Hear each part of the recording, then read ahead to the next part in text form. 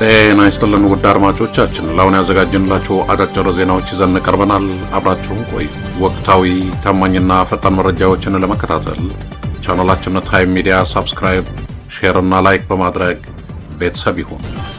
ይህ ታይም ነው። ውድ አድማጮቻችን፣ ለዛሬ ረቡዕ ጥቅምት 26 2018 ያዘጋጀንላችሁ ፕሮግራም ይዘን ቀርበናል። አብራችሁን ቆዩ። ሰሞኑን አብይ በአሰብ ጉዳይ ለፓርላማ ያደረገውን ንግግር በማስመልከት ረዘም ያለ ጽሑፍ በአፋን ኦሮሞ አቅርቤ ነበር። ትላንት ማታ ጽሑፉን ያነበቡ ሰዎች ያነሷቸውን ጥያቄዎች በቪዲዮ ቀርቤ አብራርቼ ነበር። ያ ማብራሪያ በአማርኛም ቢቀርብ ጠቃሚ ነው የሚል መልእክት እየደረሰኝ ነው። ጽሑፉን ያነበቡ ሰዎች ወደ አማርኛ ተርጉሞ አቅርበውታል። እስካሁን ላላያችሁት ከዚህ ቀጥሎ አጋራችኋለሁ። እስኪ አንብቡትና ተጨማሪ ማብራሪያ ካስፈለገ በአፋን ኦሮሞ ያቀረብኩትን ፕሬዘንቴሽን በአማርኛም ለማዘጋጀት ሞክራለሁ። ግልጽ ያልሆነ ጉዳይ ካለ ጠቁሙኝና እዘጋጅበታለሁ እያለ ነው ጀዋር መሐመድ።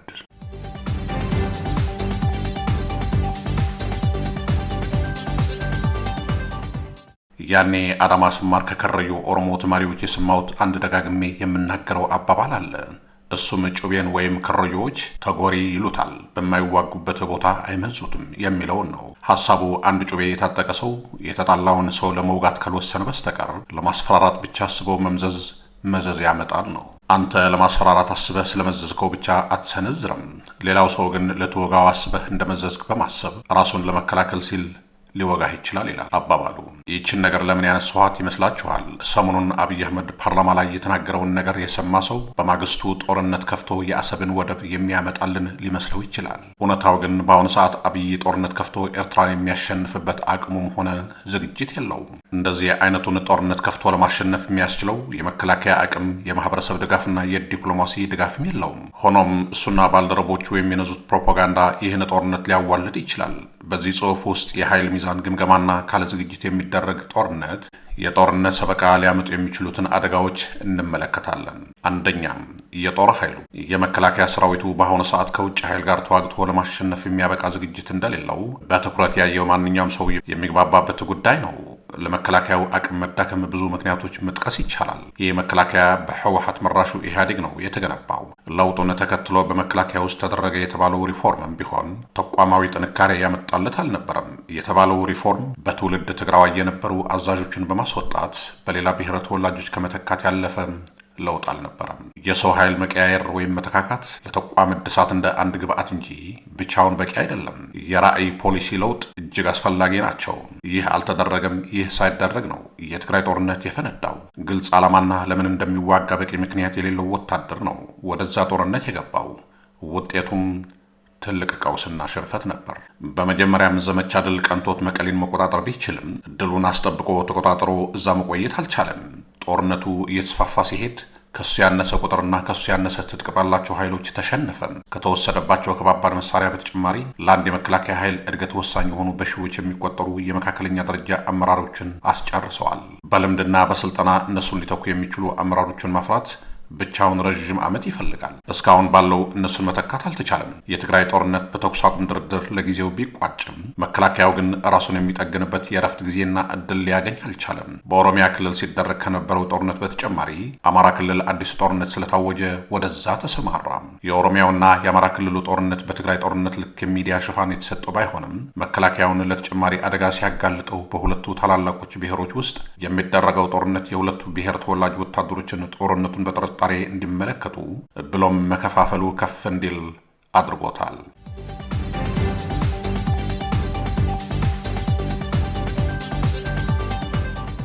በአጠቃላይ ሰራዊቱ በቂ ተሃድሶ ያልተሰጠው በ7 ዓመቱ የእርስ በርስ ጦርነት ሞራሉና አቅሙ የተዳከመ ሆኖ እናገኘዋለን። ለዚህ ደግሞ ዋቢ የሚሆነው ማስረጃም ከእርሱ ባነሰ ትጥቅና የሰው ብዛት ባላቸው በአማራና በኦሮሚያ ውስጥ ታጥቀው በሚዋጉት ኃይሎች በየቀኑ ሲሸነፍና በመቶዎች ለምርኮ ሲዳረግ ማየት ነው። ስለዚህ በአሁኑ ሰዓት ኢትዮጵያም ከውጭ ኃይል ጋር የሚደረግን ጦርነት ሊያካሄድ የሚችል ጠንካራ የጦር ኃይል አቅም አላት ለማለት አስቸጋሪ ነው። አብይ አህመድ ራሱ ጦር ኃይሉን መዳከም ማስተባበል ስለማይችል በይበልጥ ትኩረቱን በአየር ኃይሉ ጥንካሬ ላይ በማድረግ መፎከርን ስራዬ ብሎ የተያዘው በተለይም መተማመኛ የሚያደርገው ድሮንን ነው። እውነት ነው፣ የኢትዮጵያ አየር ኃይል ከኤርትራ አየር ኃይል የተሻለ ነው። የአየር ኃይሉ ጥንካሬ በጦርነት ላይ ጠቀሜታ እንዳለው የሚካድ ነገር አይደለም። ነገር ግን ሁለት ነገሮችን ግምት ውስጥ ማስገባት አስፈላጊ ነው። የኤርትራ አየር ኃይል ብቻውን አይደለም። የሱዳን የጦር ጀቶች በአጠቃላይ የሚገኙት በኤርትራ ነው። በድሮንም ረገድ ከሆነ በአሁኑ ጊዜ የድሮን ቴክኖሎጂ ያልታጠቀ አገር የለም። ትንሿ ጅቡቲ እንኳን ድንበራችንን ጥሳም የአፋር ሽምቅ ተዋጊዎችን መምታቷን የቅርብ ጊዜ ትውስታ ነው። ዛሬ ላይ በአገር ደረጃ ይቅርና የሽምቅ ተዋጊዎችና የአደገኛ እጽ አዘዋዋሪዎች ሳይቀሩ ድሮን የታጠቁበት ጊዜ ላይ እንገኛለን። ስለዚህ እንደ አብይ አደባባይ አውጥቶ ባይፈኩርበትም ኤርትራውያኖችም ድሮን መታጠቃቸው አይቀሬ ነው። ድሮንን አስመልክቶ የሚደረገው ከልክ ያለፈ ድንፋታ ላይ ጥንቃቄ ያስፈልጋል። የአየር ላይ የበላይነት ብቻውን በቂ ቢሆን ኖሮ የየመን ሁቲዎች ነበሩ የሚጠፉት። እንደምታስታውሱት ሳውዲና ዱባይ የየመንን ማዕከላዊ መንግስት በመርዳት ሁቲዎች ላይ ለ7 ዓመታት ማለትም ከ2015 እስከ 2022 ቀን ከሌት የአየር ድብደባ ሲፈጽሙ ነበር። በመጨረሻ ግን ደክሟቸው ጥለውት ወጡ። ሁቲዎች ያን ከሰማይ የሚዘንብባቸው እሳት መቋቋም ብቻ ሳይሆን ተቋቁመው አልፈውት ዛሬ የመን ላይ የበላይነትን መጎናጸፍ ችለዋል። ስለዚህ አብይ የኢሚራትን ድጋፍ ጨምሮም በአየር ላይ የበላይነት ብቻ ከእግረኛው ውጭ አሁን እንደሚፎክረው ድልን ማረጋገጥ ቀላል አይሆንም። ሁለተኛም የኃይል ጥምረትና የኃይል አሰላለፍ ዋሪንግ ኮሊዥን ኤንድ ባላንስ ኦፍ ፓወር። ይህ ጦርነት ከተጀመረ በሁለቱ አገሮች መከላከያ ኃይሎች መካከል ተወስኖ የሚቀር አይሆንም። የሁለቱ ወገኖች ሽምቅ ኃይሎችና የውጭ አገሮች ትልቅ ሚና ይኖራቸዋል። ውስጣዊ ሁኔታ። ይህ ጦርነት ከተጀመረ ከውስጥ አብይን እየወጉ ያሉ ኃይሎች ወደ ኢሳያስ መጠጋታቸው አይቀሬ ነው። የትግራይ ኃይሎች አሰላለፍ ካሁኑ ግልጽ ሆኗል። የአማራና የኦሮሚያ ኃይሎችም በግልጽ ከኢሳያስ ጋር ወግነው ባይዘምቱም አብይ መከላከያውን ከነሱ አውጥቶ ወደዛ ካሰማራው አጋጣሚውን በመጠቀም ጥቃታቸውን ማጠናከራቸው የማይቀር ነገር ነው። የትግራይ ኃይሎችና የሻዕቢያ ጥምረት አሁን ፋርሲ ቡላዎች እንደሚያወሩት የሚናቅ ኃይል አይደለም። የሁለቱ ኃይሎች ጥምረት የረዥም ጊዜ ልምድና ክህሎት ያላቸው የጦር አመራሮችና አዛዦችን በውስጡ የያዘ ሲሆን በተጨማሪ ሁለቱም የህልውና ሰርቫይቫል ጦርነት ነው የሚያደርጉት። ለማስታወስ ያህል የትግራይ ኃይሎች ባለፈው ጦርነት ላይ መከላከያ ሙሉ ለሙሉ ማሸነፍ የተሳናቸው በሁሉም አቅጣጫ ተከበው የመሳሪያ አቅርቦት ማግኘት ስላልቻሉ ነው። አሁን የቀይ ባህር መንገድ በሰፊው ተከፍቶላቸዋል። የፋኖና የወቦ ሚና መቀላል አይሆንም። ፋኖዎች በቀላሉ መከላከያ ወደ ሰሜን የሚያደርገውን የመሳሪያ የሎጂስቲክስ ማጓጓዝን በመምታትና በማስተጓጎል ሊያዳክሙት ይችላሉ። ወቦው ደግሞ ባለበት ውጊያዎችን በማድረግና ጫና በመፍጠር አብይ አህመድ ሙሉ ሰራዊቱን ወደ ሰሜን እንዳይወስድ ስለሚያስገድደው ባለው ኃይሉ ጦርነትን እንዳያደርግ መሆን ትግራይ አሊያ ኤርትራ ላይ በሚደረገው አጠቃላይ ዘመቻና ውጤቱ ትልቅ ተጽዕኖ ይኖረዋል። ሌላው መገንዘብ ያለብን ነገር ደግሞ አሁን ከኤርትራ ጋር የታሰበው ጦርነት የሚደረግበት ቦታው እንደከዚሁ ቀደሙ አይደለም። በደርግ ዘመን የተደረገው ጦርነት የኤርትራ መሬት ላይ ነበር። በወያኔ ዘመን የተደረገው ጦርነት ኢትዮ ኤርትራ ድንበር ላይ ነው። አሁን የጦርነት አውድማ ወደ ማዕከሉ ዝቅ ብለዋል። መከላከያ በትግራይ ውስጥ አልፎ መዋጋት አይችልም። የኤርትራ ድንበር ድረስ መሄድ የሚቻልበት እድል በወልቃይት ምዕራብ ትግራይና በአፋር በኩል ነው። በአፋር በኩል በቡሬ የተሳካ ውጊያ ለማድረግ የአየሩ ጸባይና የመሬቱ አቀማመጥ ምቹ እንዳልሆነና በጣም አስቸጋሪ እንደሆነ በከዚህ ቀደሙ ጦርነት ላይ የተሳተፉ ሰዎች ምስክርነት ሰጥተዋል። ለምሳሌ ከ1998 እስከ 2000 በፈረንጆች አቆጣጠር በተካሄደው ጦርነት ላይ በሁሉም ቦታ ከተደረጉ ውጊያዎች በላይ ኢትዮጵያ ብዙ ወታደር የተሰዋባትና ገፍቶ ለመግባት አስቸጋሪ የነበረው ከባድ ግንባር ቡሬ እንደሆነ ይታወቃል። በሱዳንም ድንበር ቢሆን በሱዳን የሚገኘው የትግራይ ኃይልና በጀነራል አልቡርሃን የሚመራው መንግስት ትልቅ እንቅፋት ይፈጥራሉ። በአጠቃላይ የኃይል አሰላለፍና የኃይል ሚዛኑ ከአብይ ይልቅ ለኢሳያስ ያደላ መሆኑን መገንዘብ ያስፈልጋል።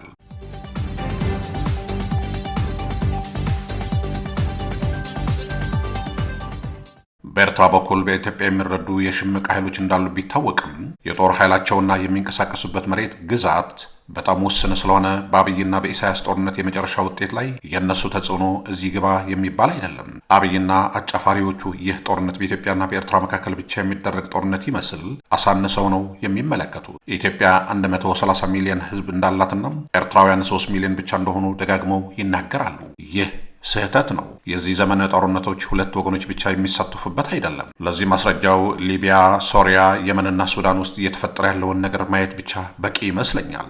ጦርነቱ አንዴ ከፈነዳ ብዙ የውጭ ኃይሎች በቀጥታና በተዘዋዋሪ የሚሳተፉበት ይሆናል። የጦርነቱ ውጤት በሚዋጉት ሁለት ኃይሎች ጥንካሬ ላይ የተመሰረተ እንዳይሆን ያደርገዋል። የጦርነቱ አካሄድ በውጭ ኃይሎች የመሳሪያ አቅርቦት መጠን፣ ስትራቴጂና ተሳትፏቸው ደረጃም የሚወሰን ይሆናል። ለምሳሌ ከላይ በጠቀስነው የየመን ጦርነት ውስጥ ሁለት የውጭ ኃይሎች በቀጥታ የተሳተፉ ነበሩ። ሳውዲና ኢማራት ከየመን መንግስት ጎን ሲሰለፉ፣ ኢራን በበኩሏ ከሁቲዎች ጎን ተሰልፋ ነበር።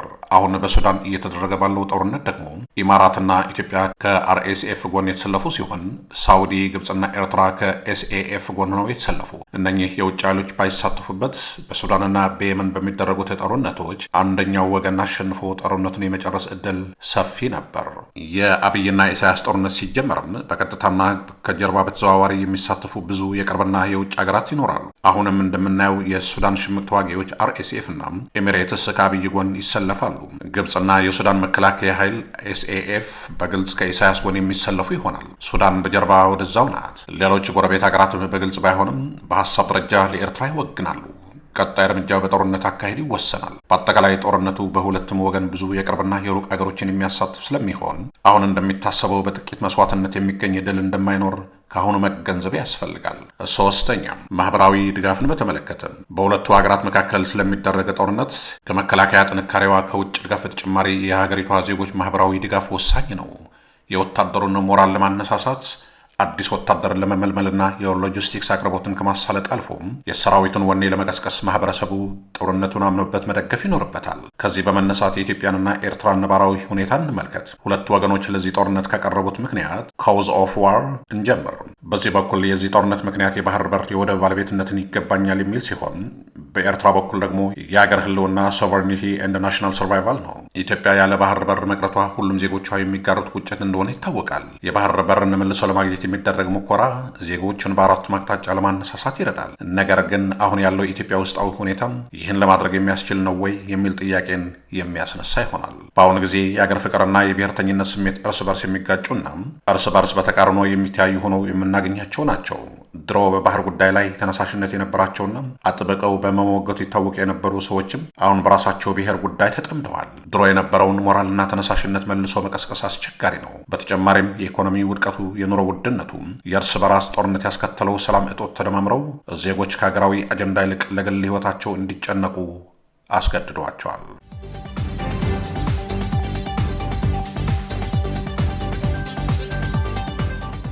ስለዚህ የባህር በር ጉዳይ የማህበረሰቡን ትኩረት የሚስብ ጉዳይ ቢሆን እንኳን እንደ ድሮው ህዝቡን ከጫፍ እስከ ጫፍ በማንቀሳቀስ ንብረታቸውንና ህይወታቸውን የሚለግሱለት ይሆናል ብሎ ለመገመት አስቸጋሪ ነው። በኤርትራ በኩል ሲታይ ደግሞ ዜጎቿ በአምባገነናዊ ስርዓት መገዛት እንደሰለቻቸው ግልጽ ነው። ይኸውም ባለፉት ዓመታት በተለያዩ የውጭ ሀገራት የተደረጉትን ህዝባዊ ሰልፎች በመመልከት መረዳት ይቻላል። ከዚህ በመነሳት የሻዕቢያ መንግስት ላይ የሚፈጸም ማንኛውንም ጥቃት ይደግፋሉ ተብሎ ይታሰባል። ነገር ግን አብይ የዚህን ጦርነት ትርክት ያቀረበበት አካሄድ ለኢሳያስ አፈወርቂ የጠቀመ ነው። የጦርነቱ ዓላማ የኢሳያስን መንግስት መገርሰስ እንዳልሆነና የአሰብን ወደብ በጉልበት መውሰድ እንደሆነ አርጎ ማቅረቡ ኢሳያስን ጠቅሞታል። በዚህ ምክንያት ኢሳያስ የህልውናና ኤርትራን የማዳን ጦርነት ከፊታችን አለብን ያለውን ያረጋገጠለት ሆኗል። በአገር ውስጥ የሚኖረውን ኤርትራዊ ጨምሮ በተቃውሞም የሚታወቁትን ዳያስፖራዎች ከኢሳያስ ጎን እንዲሰለፉ ያደረገውም ይሄው ትርክት ነው። ለዚህ ማሳያው ባለፉት ዓመታት የሻዕቢያን መንግስት አንቆ ይዞ የነበረውን በወጣቶች የሚደረገው የዳያስፖራዎች ተቃውሞ ሙሉ ለሙሉ በሚባል ደረጃ ቆሟል ማለት ይቻላል። አንድ በራሴ የታዘብኩትን ነገር ላካፍላችሁ። አውሮፓ በሚሄድባቸው ጊዜያት የማርፍበት ቤት ኤርትራዊ ጎረቤቶች አሉ። ባለፉት ዓመታት እዛ ስመላለስ ከእነሱ ጋር አብረን ቡና እንጠጣለን። እነኚህ ሰዎች በኤርትራ የነጻነት ጦርነት ላይ የተሳተፉ አዛውንቶች ናቸው። አንዳንዶቹ የጀብሃ አባል ሲሆኑ ሌሎቹ ደግሞ የሻዕቢያ ወታደር በመሆን የተሳተፉ ናቸው። መጀመሪያ ሳገኛቸው ግን ሁሉም የኢሳያስን አገዛዝ የሚቃወሙ ነበሩ። የተዋወቅነውም የቄሮ ትግል ሰሞን ነበር። በኋላ ላይ ለውጥ መጥቶ አብይና ኢሳያስ የጫጉላ ሽርሽር ላይ በነበሩበት ጊዜ እነኚህ አዛውንቶች ደስተኛ አልነበሩም። ከዛ ጊዜ አንስቶ ታስሬ ተፈትቼ ደጋሜ እስካገኛቸው ድረስ በኢሳያስ አገዛዝ ላይ የነበራቸውን ተቃውሞ አልተቀየረም ነበር። ከ6 ወር በፊት ተገናኝተን ቡና ስንጠጣ ግን ሌላ ሰው ሆነው ነው ያገኘኋቸው። ኢሳያስን ማወደስ ባይጀምሩም አብይን መርገም ጀምረዋል። ከነሱ ውስጥ አንድ ክራንች ተደግፎ የሚሄድ አዛውንት የነገረኝን ነገር የእነሱን ስሜት በሚገባ ይገልጻል። ዛሬም ነገም ኢሳያስን እጠላዋለሁ፣ ነገር ግን የኤርትራን ህልውና ለማጥፋትና መሬታችንን ቆርሶ ለመውሰድ የሚደረግን ወረራ እቃወመዋለሁ። አገሬ ገብቼ በእግሮቼ መራመድ ባልችልም ምሽግ ውስጥ ገብቼ እስከ መጨረሻው እስትንፋሴ እፋለማለሁ በማለት በቆጣ ስሜት ውስጥ ሆኖ ነው የተናገረው። በኤርትራ ተቃዋሚዎች ውስጥ የተፈጠሩ የአሰላለፍ ለውጥ ለመገንዘብና ለመገምገም ትላልቅ ፖለቲከኞችንና ልሂቃኑን ለማነጋገር ሞክሬ ነበር። ካነጋገርኳቸው 10 ሰዎች ውስጥ 8ቱ ተመሳሳይ አቋም ነው ያላቸው። የማይደግፉት ሰዎች ራሱ ለመናገር ይቸግራሉ። አብይ የኤርትራን ተቃዋሚዎች አስተባብሮ ለማሰማራት ያደረገው ሙከራም ያልተሳካለትም በዚሁ ምክንያት ነው። በአጠቃላይ አብይ የዚህን ጦርነት ምክንያት የአሰብ ወደብ አድርጎ ማቅረቡ ለኢሳያስ ትልቅ በረከት ነው የሆነው። በውጭ ሀገራት እየተጠናከረ የመጣበትን ተቃውሞ በማድቀቅ በአገር ውስጥ ያሉትንና በዳያስፖራ የሚኖሩትን ዜጎች ድጋፍ ከጎኑ ለማሰለፍ ረድቶታል።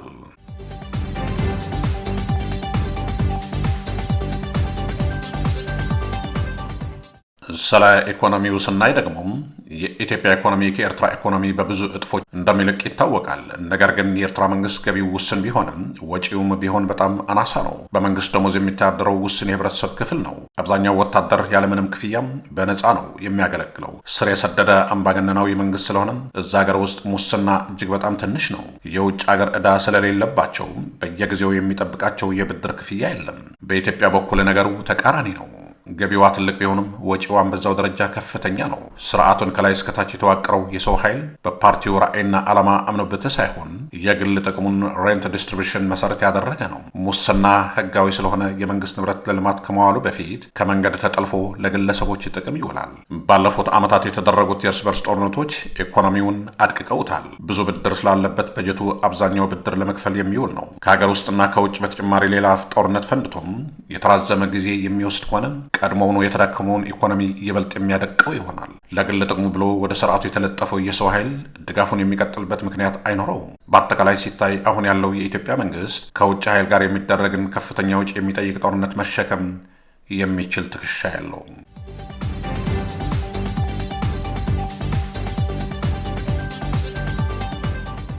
አምስተኛ ስለ ዲፕሎማሲ ስናይም በዲፕሎማሲው ረገድ ከ1998 የኢትዮ ኤርትራ ጦርነት ጊዜ ጀምሮም እስከ ቅርብ ጊዜያት ኢትዮጵያ ከፍተኛ የዲፕሎማሲ የበላይነት መጎናጸፍ ችላ ነበር። የኤርትራ መንግስት በኢትዮጵያ ተጽዕኖ ምክንያት በምዕራባውያን መንግስታት በመጠላቱ ተደጋጋሚ ማዕቀቦች ሲጣልበት ኑሯል። በምስራቅ አፍሪካ ደረጃ እንኳን ራሳቸውን ከኢጋድ አግልለው ነበር። ምናልባትም ከግብፅ ውጭ በግልጽ የኤርትራ አጋር የሆነ አንድም ሀገር አልነበረም። ራሻና ቻይና በፖለቲካ አቋም ደረጃ አጋርነት ቢያሳዩም በተግባር ያደረጉላት ድጋፍ የለም። በአንጻሩ ግን ኢትዮጵያ በመለስ ዜናዊ አመራር ስር ሆና ከምስራቅ እስከ ምዕራብ ከሀያላን አገራት በመወዳጀት በምስራቅ አፍሪካ ላይ የዲፕሎማሲ የበላይነት መጎናጸፍ ችላ ነበር። በአብይ ዘመን ዲፕሎማሲያችን ከዓመት ዓመት እየተዳከመ ነው የመጣው። የአንድ ሀገር የዲፕሎማሲ አቅም፣ ኢኮኖሚ ጥንካሬ፣ በመከላከያ ኃይል ጥንካሬ፣ የሀገር ውስጥ መረጋጋት እንዲሁም በፖለቲካ አመራር ብቃትና በዲፕሎማቶቹ አቅም ላይ ይመሰረታል። በአብይ የአመራር ዘመን ኢትዮጵያ በሁሉም መመዘኛዎች እየተዳከመች ነው የሄደችው። የእርስ በርሱ ጦርነት መከላከያውን አዳከመ፣ ኢኮኖሚው ደቀቀ፣ የሀገር ውስጥ መረጋጋቱ ተናጋ። ይህ አጠቃላይ የሀገሪቱ አቅም እንዲዳከም ምክንያት ሆነ። የዲፕሎማሲ ግንኙነትን ጥቅምን መሰረት ያደረገ ስለሆነ ሁሉም ሀገሮች እየጠነከረ ካለ ሀገር ጋር መወዳጀት ይፈልጋሉ። እየተዳከመ ከሚሄድ ሀገር ላይ የሚያገኙት ጥቅም እየቀነሰባቸው ስለሚሄድ ራሳቸውን ማራቅን ይመርጣሉ። ድሮ አንዳንድ ሀገሮች በጸጥታ ሴኩሪቲ ምክንያት፣ ሌሎች ደግሞ ለኢኮኖሚ ጥቅም ምክንያት ከኢትዮጵያ ጋር ጠንካራ አጋርነት መፍጠር ይፈልጉ ነበር። በጸጥታ ምክንያት የቀረቡትን ሀገራት በወቅቱ ኢትዮጵያ የራሷን ውስጣዊ ሰላም ከማስጠበቅ አልፎ በሌሎች ሀገሮች ላይ ተሰማርቶ ሰላም ማስከበር የሚችል ጠንካራ ሰራዊት ስላላት ነበር። ዛሬ ግን ኢትዮጵያ የራሷን ሽምቅ ተዋጊዎች መቆጣጠር የተሳናትና በጎረቤት ሀገሮች ሰላም አስከባሪ ኃይል የምታሰማራ ሳይሆን የቀጣናው የቀውስ ምንጭ እንደሆነች ትታያለች። በኢኮኖሚውም ረገድ ቢሆን ውስጣዊ ሰላም የራቃት አገር ስለሆነች ኢትዮጵያ ውስጥ ኢንቨስት ማድረግ ኪሳራ እንደሆነ ይታሰባል። በኢኮኖሚው ተስበው ሊመጡ የሚችሉትን አሳጥቶናል። ሌላው ቀርቶ በፈታኝ ሁኔታዎች ውስጥ እንኳን ፈተናን ተቋቁመውና ጠንክሮ በመስራት የሚታወቁት ቻይናውያን እንኳን አገሪቷን ለቀው መውጣት ጀምረዋል። ከሀገር አቅም መዳከም በተጨማሪ ለውጭ ጉዳይ ሚኒስቴር ቢሮ የተሰጠው ትኩረት አነስተኛ በመሆኑ የተነሳም የኢትዮጵያን ተሰሚነት በእጅጉ ጎድቶታል። አብይ አብዛኛውን የውጭ ጉዳይ ስራ ከሚኒስትሩ በመቀማት ወደ ጠቅላይ ሚኒስትሩ ቢሮ አስተላለፈው። ትላልቅ የዲፕሎማሲ ውሳኔዎች ሚኒስትሩና ከፍተኛ ዲፕሎማቶች ሳይሳተፉበት ነው እዛው ተወስኖም በሚዲያ የሚነገረው። ሌላው ቀርቶ የውጭ ፖሊሲውን እንኳን በቅጡ ተቀርጾ የተዘጋጀ ነገር የለም። በውጭ ያሉ አምባሳደሮች በዓመት አንዴ ለስልጠና ይጠሩና በጋራ ኮሪዶሩን ጎብኝተውና መደመርን ተሞልተው ይበታተናሉ። ይሄ ሚኒስትሩና አምባሳደሮቹ ያለ መረጃና ሞራል እንዲንቀሳቀሱ አስገደዳቸው። የአብይ የግል ባህሪም የኢትዮጵያን ዲፕሎማሲ በማዳከም ውስጥ ጉልህ ሚና ተጫውተዋል። የቅርብና የውጭ ሀገራትን አመራሮች በማዋረድ በመስደብና በማማት አስቀይሟቸዋል። የአገሪቱ አቅም መዳከምና የውጭ ጉዳይ ሚኒስትሩ ሽባ መሆን ተደማምረው ኢትዮጵያ በአፍሪካና በዓለም አቀፍ ያላትን ተሰሚነት በእጅጉ እንዲቀንስ አድርጎታል። ወደ ኤርትራ ስንመለከት ደግሞ ከቅርብ ዓመታት ወዲህ ዲፕሎማሲያቸው እየጠነከረ እንደሄደ ተገንዝበናል። ለዚህ መሻሻል ትልቁን ሚና የተጫወተው ራሱ አብይ ነው። በሁለት መንገዶች፣ አንደኛው ወደ ስልጣን እንደመጣም በወቅቱ የነበረውን ተሰሚነት ደግሞ ማዕቀቦች እንዲነሱላቸው ረድቷል። ሁለተኛው ደግሞ በአብይ አመራር ስር ኢትዮጵያ ወደ ቀውስ ገብታ ስለተዳከመች የውጭ ኃይሎች በኢሳያስ ላይ የነበራቸው አመለካከትና ግንኙነት እንዲቀየር አደረገም። ክፉ አምባገነን ቢሆንም አገሩን አረጋግቶ መምራት ችሏል ማለት ጀመሩ። ቀይ ባህርን እየናጠ ባለውና በምስራቅ አፍሪካ ውስጥ እየተደረጉ ባሉት ጦርነቶች ላይ የእነሱ አጋር ፓርትነር ሆኖ ብቅ አለ።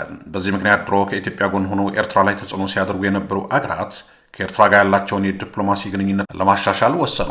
በአጠቃላይ ሲታይ ባለፉት ዓመታት የኢትዮጵያ ዲፕሎማሲ እየተዳከመ የመጣ ሲሆን፣ በአንጻሩ ኤርትራ ደግሞ ከነበረችበት መገለል በመውጣት ዲፕሎማሲዋ እየተሻሻለ ሄደዋል። ስለዚህ በአሁኑ ጊዜ ጦርነት ቢፈነዳም እንደ ወትሮው ኢትዮጵያ የዲፕሎማሲ ብልጫ የምታገኝ አይሆንም። ይህንን አብይ በሚነዛው የጦርነት ፕሮፓጋንዳ ላይ ሀያላን ሀገራት በጋራ አውግዘው ጠንካራ መግለጫ ሲያወጡበት አይተናል። ለምሳሌ ድሮ ኢሳያስን አጥብቀው በመጥላት የሚታወቁት አሜሪካና እንግሊዝ በጋራ መግለጫ አብይን አስጠንቅቀውታል። አብይ የባህር በሩን ጥያቄ ትርክት ያቀረበበት መንገድም ቢሆን የኢትዮጵያን ዲፕሎማሲ የጎዳና የኢሳያስን ትርክት እየረዳ ነበር። ከሶማሌላንድ ጋር ተፈርሞ የነበረው የባህር በር ስምምነት የአፍሪካ ሕብረትን ድንጋጌና ዓለም አቀፍ ሕጎችን የጣሰ ስለነበረም ኢትዮጵያ እንደ ስርዓት አልባ ሀገር የሌሎች አገሮችን ዳር ድንበር የማታከበር አገር ሆና እንድትታይ አድርጓታል። አሁን የአሰብ ጥያቄ የቀረበበትን መንገድም ያንኑ ክስ ከማጠናከር አልፎ ኢትዮጵያ እንደ ወራሪ እንድትቆጠር ነው ያደረጋት። በዲፕሎማሲ ጉዳይ የግብፅን ሚና መዘንጋት የለብንም።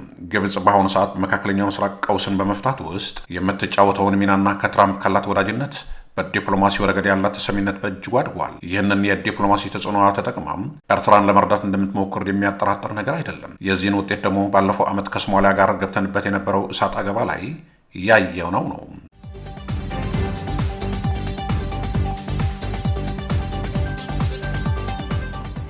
በአብይ በኩል ኢማራቶች የዲፕሎማሲ ድጋፍ ሊኖር እንደሚችል ይታሰባል። ሆኖም በአሁኑ ጊዜ በዲፕሎማሲ ጥንካሬ ከኢማራት ግብፅ ትበልጣለች።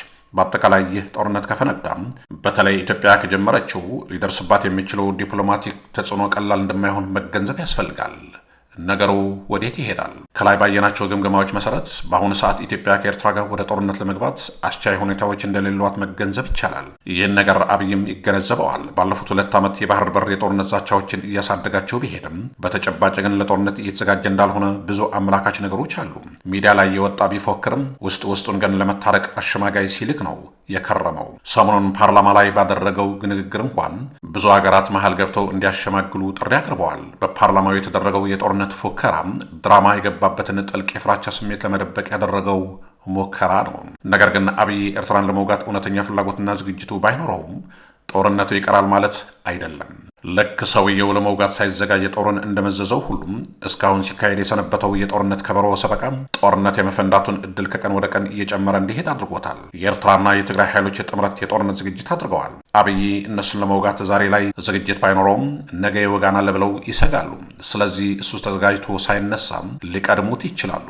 በተለይ የትግራይ ኃይሎች የሰላምም ጦርነትም ኖ ዋር ኖ ፒስ የሌለበት ሁኔታ ውስጥ መቆየታቸው ለውስጣዊ መፈረካከስ አጋልጧቸዋል። ጊዜው እየረዘመ በሄደ ቁጥር ችግሩ እየበረታባቸው ይሄዳል። ይህን ችግር ለማስቀረት በፍጥነት ወደ ጦርነት መግባት ይኖርባቸዋል። ትግራይ ውስጥ ጦርነት ከተጀመረ ደግሞ ኤርትራም ተጎታ መግባቷ አይቀሬ ነው። ከውጭ ሆነው የሚረዱ ኃይሎችም የጦርነቱን መፈንዳት ይፈልጉታል። በአብይ በኩል ኤሚሬትስ ሱዳን ውስጥ የሱዳንን መከላከያ ኃይል በመርዳት የሽምቅ ኃይሉን RSF የሚዋጉት የትግራይና የኤርትራ ኃይሎች አገራቸው ጦርነት ተነስተው ወደ ትግራይና ኤርትራ እንዲመለሱ ትፈልጋለች። በኤርትራ በኩል ደግሞ ግብፅ አብይ ተጨማሪ ተጽዕኖ ውስጥ ወድቆም በአባይ ጉዳይ እጅ እንዲሰጥ ስለሚፈልጉ የጦርነቱን መፈንዳት ይፈልጉታል። በአጠቃላይ አብይ ሲያናፍሰው የነበረው የጦርነት ፕሮፓጋንዳ በአሁኑ ሰዓት እሱ ራሱ ፍሬን በመያዝም ሆነ ወደኋላ በመመለስ ለመተው ከሚቻልበት ደረጃ አልፈዋል።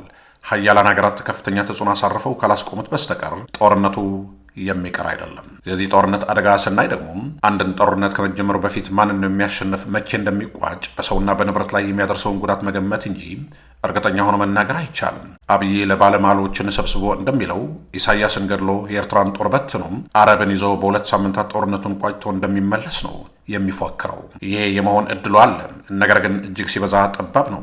ብዙ ጦርነት በአጭር ጊዜ ለመጨረስ ታስበው ይጀመሩና ለዓመታት ይቆያሉ። በተለይ ከቅርብ ጊዜ ወዲህ የሚደረጉ ጦርነቶች ብዙ የቅርብና የሩቅ ኃይሎችን ስለሚያሳትፉ በቀላሉ ተሸናንፈው መቋጨት ከባድ ሆነዋል። ለምሳሌ ራሽያ ዩክሬን ስትወርድ ጦርነቱን በ2 ሳምንታት ለመቋጨት አቅዳ ነበር የገባችበት። ይኸው ጦርነቱ ለ4 ዓመታት እየተካሄደ ነው። የሚታይ ድልም የለም። አብይም በትግራይ ጦርነት ጊዜ በ3 ሳምንታት ውስጥ ነበር መቀሌን ተቆጣጥሮ ድሉን ያወጀው። ያ ደስታ ግን ብዙ አልቆየም። ጦርነቱ ለ2 ዓመታት ዘለቀ። በመጨረሻም በተኩስ አቁም ድርድር ነው የተቋጨው። ዛሬ መልሶ ለመፈንዳት አፋፍ ላይ ይገኛል። እንደዛ ያለ ሁኔታ ውስጥ በዛ ጦርነት ላይ የተሳተፉ ኃይሎች በአጠቃላይ የህይወትና የንብረት ኪሳራ ቢደርስባቸውም ትልቅ የአደጋ ተጋላጭነት ያለው በኢትዮጵያ ላይ ነው። የእርስ በርስ ጦርነትና የኢኮኖሚ ድቀት እየባሰበት ስለሚሄድ በአጠቃላይ የአገር መፍረስ አደጋም ሊያጋጥመን ይችላል። ስለዚህ ጦርነት የኦሮሞን ብሔርተኝነት እንደ ግብዓት ለመጠቀም እየተሞከረ ስለሆነ እንደ ብሔር ከፍተኛ የጋራ የሞራል ስብራትና ከፍተኛ የስም ማጠልሸት አደጋ ሊያደርስብን ይችላል። ይሄ የኔ ትንታኔ በእኔ እውቀት ልክና ባለኝ መረጃ ላይ ተንተርሼ ያቀረብኩት ሲሆን ምናልባት የኔ የትንታኔ ስህተት ሆኖ አብይ እንደፎከረው ኤርትራንና ትግራይን ሰባብሮ ለኢትዮጵያ የባህር በር ከፍቶ ኦሮሞውን በሚቀጥለው ዓመት ኢሬቻ ያከብርበት ይሆናል። እኔ ግን መፍትሄው በዚሁ ባለቀ ሰዓት እንኳን ቢሆን ይሄ ጦርነት እንዳይካሄድ ማስቀረቱ የሚሻል ነው እላለሁ። ማስቀረት ካልተቻለ በጦርነት ወቅት በህዝባችን ላይ የሚደርሰውን አደጋና በአገር ላይ የሚደርሰውን ጉዳት ለመቀነስ መዘጋጀት አስፈላጊ ነው እላለሁ። ውድ አድማጮቻችን ጀዋር መሐመድ የጻፈውን ጽሑፍ ይህን ይመስል ነበር። በቀጣይ ፕሮግራም እስከምንገናኝ ሰላም በያላችሁበት። ታማኝ ወቅታዊና ፈጣን መረጃዎችን ለመከታተል ቻናላችን ታይም ሚዲያ ሰብስክራይብ፣ ሼር እና ላይክ በማድረግ ቤተሰብ ይሁኑ። ይህ ታይም ሚዲያ ነው።